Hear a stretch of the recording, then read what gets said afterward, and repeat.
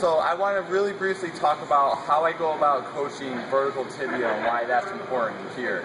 So whenever we squat, like, it's a pretty practical cue that we like to use. It's going to clean up a lot of people's technique, but also take into consideration if someone has a lot of anterior knee pain, this is something that can help take that away. So the biggest mistake I see a lot of people when they squat is like they have too much forward translation of the tibia. So when they break with their knees, they excessively come up to the point where the heels come off the ground. And that's what we want to try to avoid. Now, there's always going to be forward movement of the tibia when we squat. You're never going to be completely vertical. So I don't want people to misconstrue what I'm saying.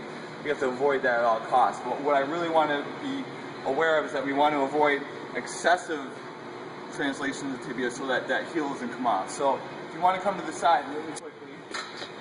So what I mean by keeping a more vertical tibia is when someone breaks and they initiate the movement, I don't want them to initiate with their knees coming forward to the point where the heels are coming off the ground.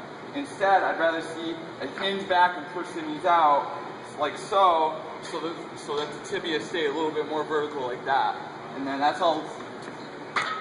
That's really all I'm looking for, and it's just a simple cue that everyone can use to help clean up their squatting technique.